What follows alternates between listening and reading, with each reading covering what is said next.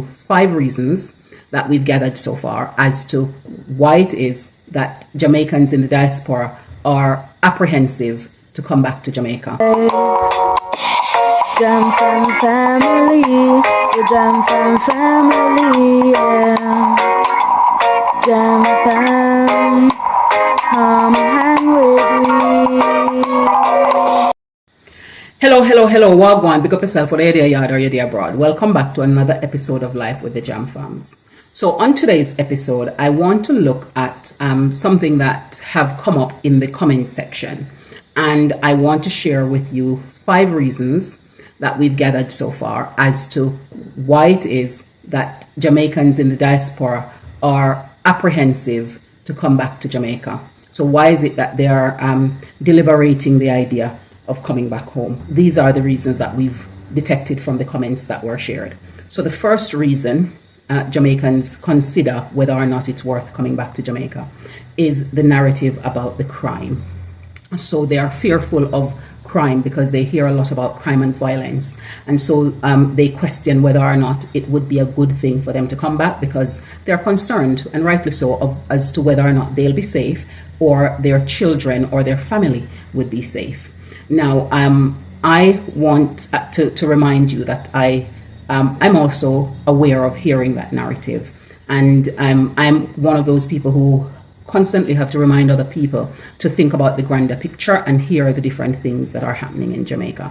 And so I want to highlight using some statistics. And this bit of statistics is from 2019, so it's the most recent comparison that's available. And in that statistics, it highlights Jamaica as being 64th on the list of, for example, gun crimes, for example, or gun-related crime. So if you think about that, let's just look at the countries that Jamaicans tend to migrate to, and that's the United States of America, Canada, and the United Kingdom. Now, the only one of those countries who ranked lower than Jamaica in any category was the United Kingdom. Now, if you think about it, America, the United States of America, was second on that list. So then the next, Canada was also ranked a lot higher for having those crimes than Jamaica did. So if you think about those countries and you think about the grand scheme of the crime rate, Jamaica is significantly safer than those countries based on those statistics. And so if you feel safe in those countries, in Canada and America, then you would also feel safe in Jamaica. So that's something that you need to have some time to think about. And I'd suggest that you, if you haven't done so already, then maybe come and visit for yourself and then get to see what Jamaica really is like, and the many works that are being put in place in the background to ensure that Jamaica becomes an even safer place to live and to raise families. Now, the next thing that people have indicated that is a concern for them is the cost of living. So they hear how expensive it is to live in Jamaica. And I'm not going to say it's not expensive to live here. It is expensive. Equally, it's expensive to live in the UK. From my personal experience of the decades that I've lived there. It's expensive to live in America from the times I've visited there. And from speaking to family members that I have in Canada, it's also expensive to live there. Okay, so when you think about things such as insurance, for example, car insurance in Canada is significantly expensive when compared to car insurance in Jamaica. And if you think about things like shopping, now in Jamaica, the shopping can become expensive. And the reason that becomes expensive is because a lot of the things you buy in terms of clothing and some of the food produce that you buy are things that are imported. Now, the things that are locally grown and locally produced are not as expensive. And that's understandable because you're importing them. There's a lot of taxes and shipment fees and all of that is added onto that, which is going to be passed on to the consumer. Now, when you think about Jamaica in terms of accommodation, when you think about the cost that you would pay in the UK, Canada, or America for a 2-bedroom house, for example, it's significantly more expensive in any of their metropolitan cities when you compare it to accommodation in Jamaica. So and I will give you some statistics to go with that as well, in terms of what it would cost to rent a 2-bedroom house in London, in New York City, for example, and in Toronto, as well as what it would cost you to rent in Kingston, Jamaica. And of course, whilst there are people who are moving back to Kingston, a lot of people are moving to other parts of Jamaica.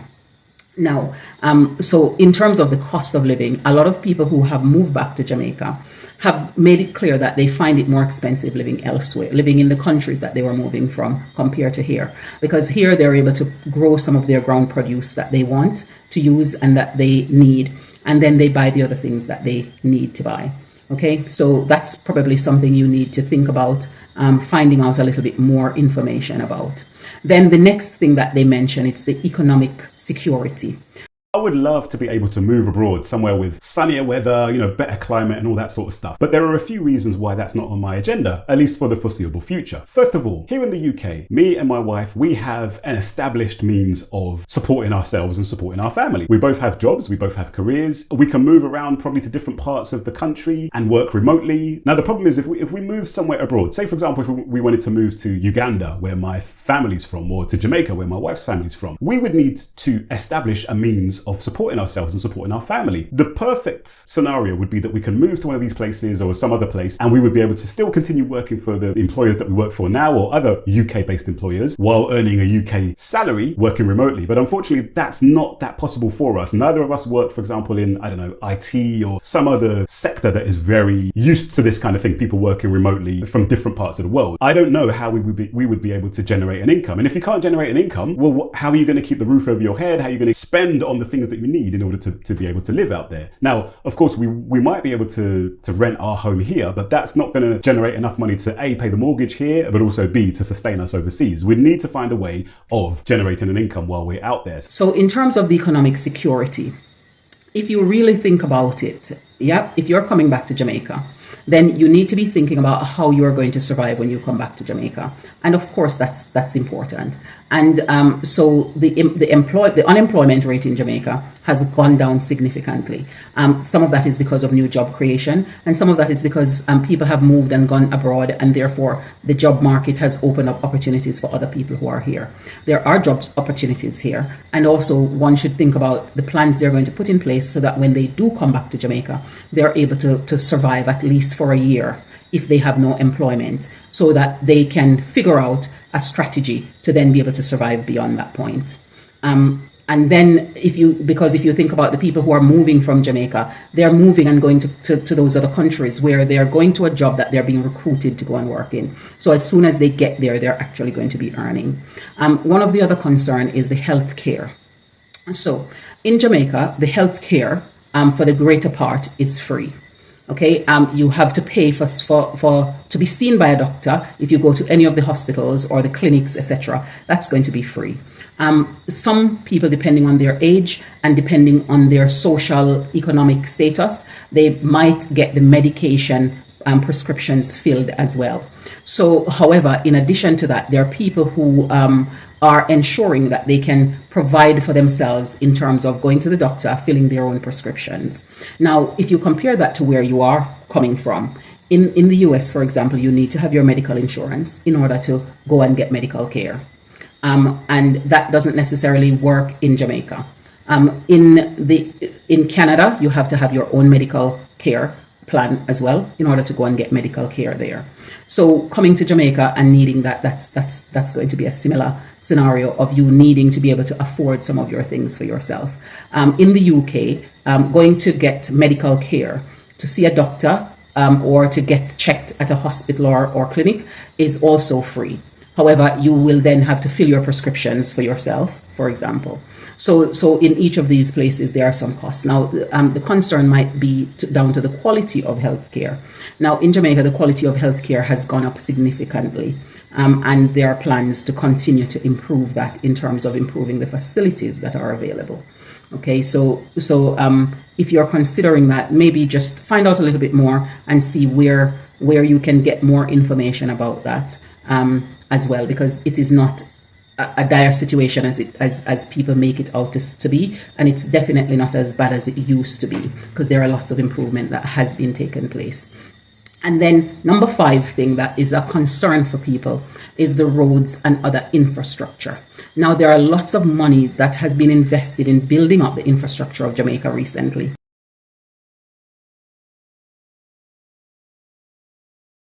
And so there is a lot of improvement that's happening, whether it's with new estates that are being building out so that we have homes that people can buy into, or it's improvement of the school facilities.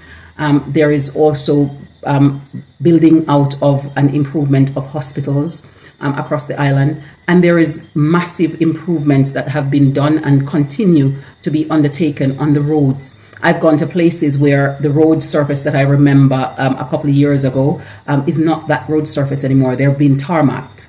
And so, of course, there is a rolling out of this improvement that is taking place across the island. There are different motorways or highways that are being built to bring accessibility. And some people say, oh, so what happened to those people in rural communities? The roads in rural communities are also being improved. But we need to remember that things take time. It's a process. And so these improvements are being made. And one of the things I would say to those people who are considering, and if this has made a difference to how you think about your move to Jamaica, should you decide that you want to move back to Jamaica, is to also have a think about the skills that you've gone away and learned. How will you be able to come back and use that? What areas can you use those skills in? How can you work to help with the improvement of things? What sort of NGOs or not-for-profit charitable organizations can you set up and get funding for to be able to help with some of the things that you consider to be a challenge? Because in fact, when you come back, you know, even if you're coming back as a retiree, to give yourself longevity, you're going to need to be doing stuff and keeping yourself busy. And biblically, there is no such thing as retirement. You know, we always, our purpose is not done until we die. So we are not empty. And therefore, we need to keep seeing how we can use the qualities, the skills, the talents, and the potential that we have to impact our sphere. So if that's a decision that you make, then how would you also be able to contribute to the building of Jamaica for the future generations that are going to be benefiting from it? So hopefully highlighting these things have given you some food for thought that you may be able to think on and ponder and consider. And to say the same thing as Natural Bay has said, as a African American who's decided to move to Jamaica, you know, she's mentioned the fact that she came here and took some time out to just see what life was like in Jamaica. You know, this could be a month, 2 months, 3 months. If you have vacation time, just book some time and come and have a look at how Jamaica is, so that you can see the things that are here. Because I assure you, if you are not in a resort and you're in with the local population, you're going to catch on real quickly to what life really is like in Jamaica. And so that might be something you want to consider. And as Mocha Mazelli said, Jamaica has been good to her. You know, her experience of Jamaica is great. And a lot of these people who've returned, whether they're expats or repats, then their experience here, majority of them have said that their experience is great. And it's so much better than where they were before.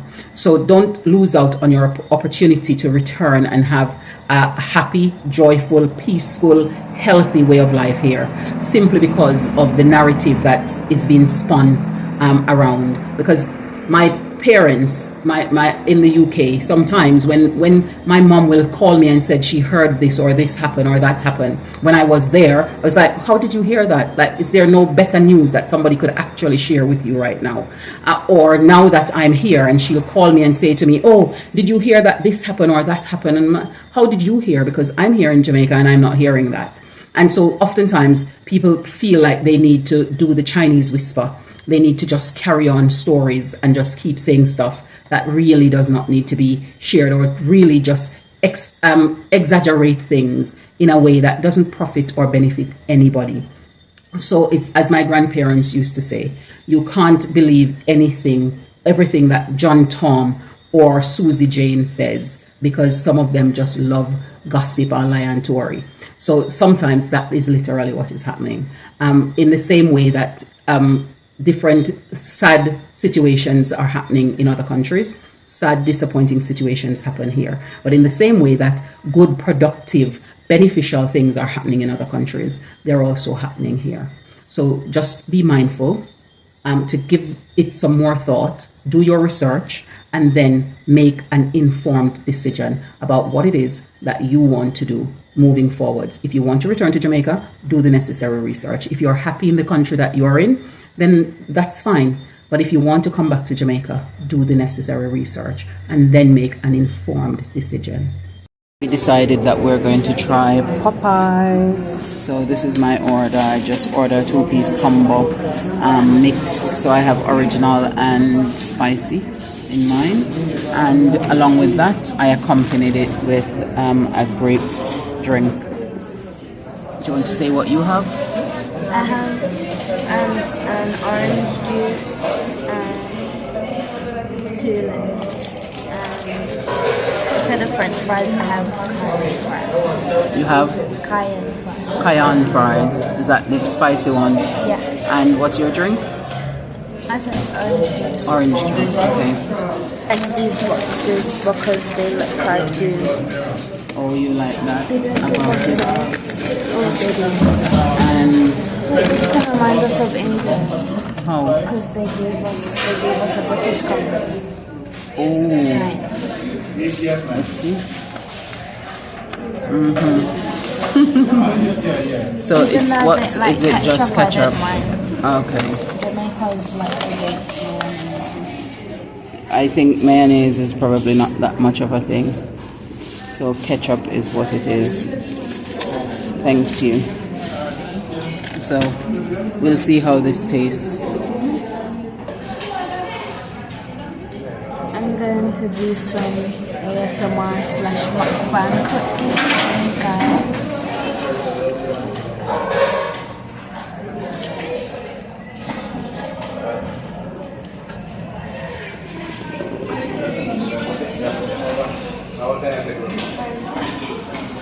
Is that good?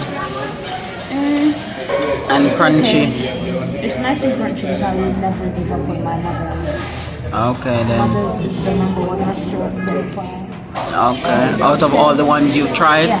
So if Okay. you want to see us try any Jamaican restaurants, put it in the comment section down below.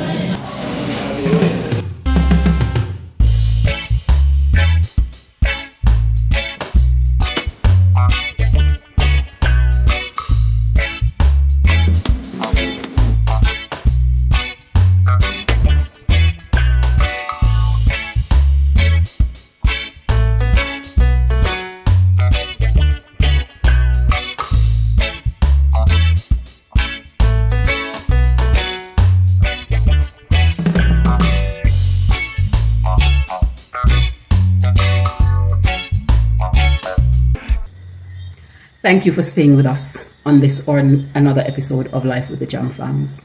Bye for now. And whatever you decide, may it be an informed decision. And we'll see you in the next one. Bye for now.